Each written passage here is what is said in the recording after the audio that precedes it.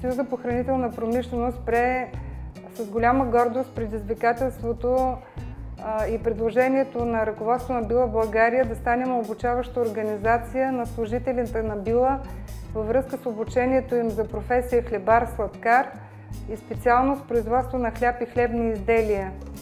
Обучението, което се провежда днес, е втори ден на двудневния курс, който се провежда за служителите. Първият ден обхваща теоретична подготовка на участниците, а втория ден това е практическата им подготовка. Практическата част на курса има за цел да помогне на участниците успешно да прилагат научните теоретични знания и в практиката. Под ръководството на наш преподавател те изработват в производствени условия изделия, които се предлагат в магазините на веригата Била. Основните теми, на които се фокусира нашето обучение в практическия курс, са следните. Първо, това е приема на суровини и материали за производството на хляб и хлебни изделия, съхранението на тези суровини и материали, подготовката на суровините и материалите за производство.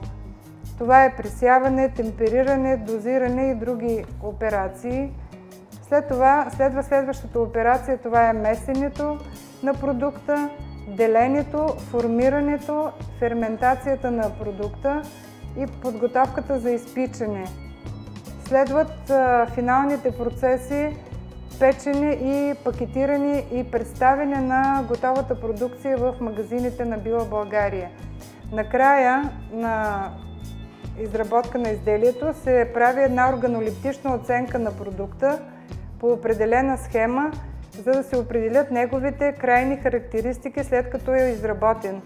След всички тези манипулации, комисията поставя оценка на курсиста по точкова система. Като обучаваща организация с много голям опит в това обучение за хлебар и сладкар, мога най-отговорно да заявя, че хората, които обучаваме тук, служителите на Била, се отнасят изключително сериозно към това обучение. Следят процесите, интересуват се за всичко с големи подробности, справят се перфектно с поставените им задания, изпълняват стриктно инструкциите на преподавателя и придобиват все по-голями практически умения. Сигурни сме, че след това наше обучение качеството на продуктовата палитра на Била България и след повишение на професионалната квалификация на персонала ще се повиши многократно и ще привлича много повече клиенти от страната във вашите магазини.